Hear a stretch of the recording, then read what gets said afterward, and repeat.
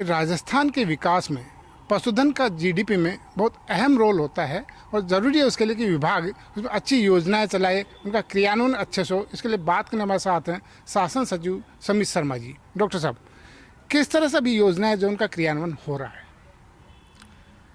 जैसा कि आपने बताया, पशुपालन विभाग, मत्स्य विभाग, डेयरी विभाग और जो गौपालन विभाग है वो बहुत ही महत्वपूर्ण है।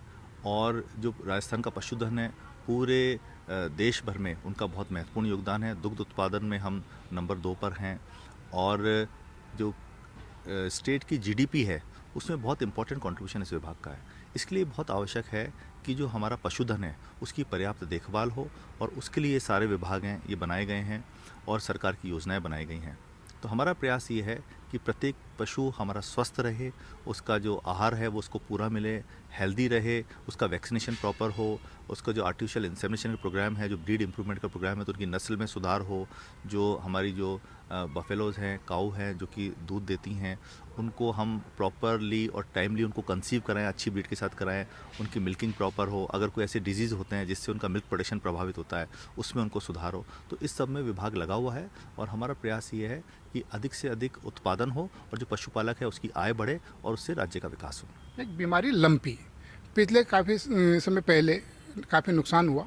इस बार राज्य सरकार की सजगता और आप लोगों की मेहनत से ज़्यादा नुकसान नहीं हो रहा है, एक ही जगह कंट्रोल होकर करके किस तरह से कंट्रोल कर रहे हैं उसको? देखिए, लंपी स्किन डिजीज़ एक वायरस डिजीज़ है और इसमें जो पशु है उसकी जो स्किन है वो लंपी सी दिखने लगती है, इससे उसकी पहचान हो पाती है। इस बार कोटा में करीब 1 माह पहले एक केस रिपोर्ट हुआ था, फिर उसके बाद झालावाड़ में केस रिपोर्ट हुआ और कुल 6 एपिसेंटर, हम जहाँ पे जिस जनसंख्या में जो एक केस डिटेक्ट होता है उसको एपिसेंटर बोलते हैं, तो जैसे 6 एपिसेंटर थे तो हमने सबसे पहले तो उसको कंफर्म कराया। जो हमारी राज्य स्तरीय जो लैब है उसमें उसको कंफर्म किया वो लंपी स्किन डिजीज़ ही था। और उसके बाद हमने इमीडिएटली जो रिंग फेंसिंग का एक तरीका होता है, रिंग फेंसिंग एक ऐसी स्ट्रेटजी है जिसमें कि जो जहाँ वो वायरस आ गया है उससे आगे फैले ना, जनरल पॉपुलेशन में ना फैले, पूरे राज्य भर में या देश भर में ना फैले, इसकी स्ट्रेटजी बनाई जाती है। तो इसमें उसके एक निश्चित दायरे में बाहर से अंदर की तरफ टीकाकरण करते हुए आते हैं। तो हमने टीकाकरण को अंजाम दिया और अभी तक ये बहुत अच्छी बात है कि कोई इससे पशुओं की डेथ नहीं हुई है और ये कंटेन हो गया है। जो काफ थे हमारे करीब 4 माह से 1 वर्ष की आयु के, उसमें ये मिला है और अभी तक कोई नुकसान नहीं है। इसमें ये और हम कर रहे हैं कि इसमें ये समझना ज़रूरी है कि फैलता कैसे है। तो इसमें जो अपने जो मक्खी मच्छर होते हैं और जो अपने माइट्स होती हैं जो कि उसके एनिमल की स्किन पे रहती है उसके माध्यम से फैलता है। तो हम एक तो स्वच्छता की बात कर रहे हैं कि जो पशुपालक हैं अपने जो पशुओं के बाड़े हैं उसमें पूरी साफ़ सफाई रखें। अगर बाहर से कोई मक्खियाँ आती हैं एक से दूसरे को फैलाती हैं तो उसमें उनके पशु बीमार होने की संभावना है। एक उनसे हम परमेथ्रिन के स्प्रे के लिए कह रहे हैं, विभाग की जहाँ जितना संभव है परमेथ्रिन का स्प्रे कराया जा रहा है। तो रोकथाम के लिए वैक्सीनेशन और जो साफ़ सफाई का ध्यान, इसके प्रति जागरूकता और परमेथ्रिन का स्प्रे, ये जो स्ट्रेटजी है इससे भगवान की कृपा से और विभाग के अधिकारियों की मेहनत की वजह से लंपी स्किन डिजीज़ अभी बिल्कुल अरेस्टेड है और स्थिति पूरी तरह नियंत्रण में है। आप एक डॉक्टर हैं, बीमार और बीमारी दोनों को अच्छे से पहचानते हैं। विभाग में जो साफ सफाई आपने की, आज पशुधन जो विभाग है नंबर 1 पे आते जा रहा है, किस तरह से आपने इसको लिया? देखिए, एक आईएएस अधिकारी होने के नाते अलग अलग विभागों में हमें अपनी सेवाएं प्रदान करनी रहती है और मैं समझता हूँ हर व्यक्ति में कुछ न कुछ उसके एक स्ट्रेंथ्स होती हैं और कुछ वीकनेसेस होती है।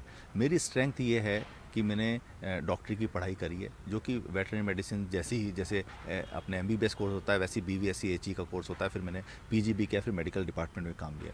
तो जो यहाँ भी हमारे 10,000 पशु चिकित्सा संस्थान है, हम सब सेंटर से लेते हैं, फिर हमारे जो फर्स्ट ग्रेड हॉस्पिटल है, वेटरनरी हॉस्पिटल्स हैं और फिर पॉलीक्लिनिक्स है, तो वहाँ पे वही सब चीज़ें हैं। वहाँ भी डॉक्टर हैं, ओपीडी है, इंडोर है, आईसीयू है, वहाँ पे मेडिसिन की व्यवस्था है, डायग्नोस्टिक की व्यवस्था है, तो वो एक लाभ वहाँ पे मिल रहा है। दूसरा, चिकित्सा एवं स्वास्थ्य विभाग में सेवाएं देने से, निःशुल्क दवा सेवा जो है उसको देने से जो अनुभव हुआ है उसको हम यहाँ कैरी ऑन करने की कोशिश कर रहे हैं। तो हम लोग ये प्रयास कर रहे हैं कि विभाग है वो जो अपनी सर्विसेज जो दे रहे हैं, जिन सिटीजन्स को दे रही है, जिन पशुपालकों को दे रही है, वो अपनी बेस्ट सर्विसेज दे, पशुपालक को भी लाभ हो, पशुओं को भी लाभ हो, इकोनॉमी को लाभ हो, ओवरऑल स्टेट को लाभ हो। तो जो विभाग का जो उद्देश्य है उसके अस्तित्व का, उसके जो होने का जो उद्देश्य है वो पूर्ण हो और इसमें नेशन के विकास में, कंट्री के डेवलपमेंट पे हम अपना कंट्रीब्यूशन दे सकें।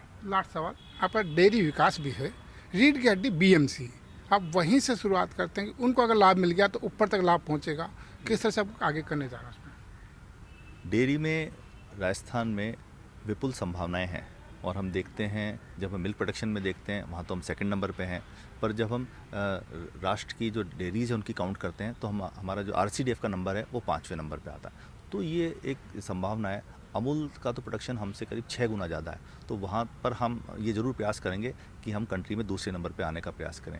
जो कर्नाटका मिल्क फेडरेशन है और अन्य डेयरीज़ हैं जो कि जहाँ का दूध उत्पादन हमसे कम है पर वो हमसे आगे है, तो हम उसकी स्टडी हमने की है। मैंने एक RCDF में एक बड़ी बैठक भी की अधिकारियों के साथ मिलकर के और एक 50 बिंदुओं की कार्य योजना बनाई है। इसमें बेसिकली ये है कि पशुपालक से लेकर के और उसके पशु से लेकर मिल्क कलेक्शन, फिर उसकी जो चेकिंग है, फिर उसकी जो प्रोसेसिंग है, वैल्यू एडेड प्रोडक्ट्स बनाना, फिर उसके सेल के काउंटर्स बढ़ाना, उसकी एडवर्टाइजिंग करना, मार्केटिंग करना, सेल्स करना, तो ये जो पूरा चक्र है और फिर उसका सेल का जो प्रोसीड है वो पशुपालक को सही समय पर हम दिलवाएं। तो इसके लिए हम प्रयासरत हैं और आप देखेंगे कि डेयरी में भी बहुत अच्छा कार्य जो है राजस्थान में होने लगा है। यहाँ का भी हमारा स्टाफ अच्छा है। वहाँ कुछ अनियमितता जरूर हमारे सामने आई थी।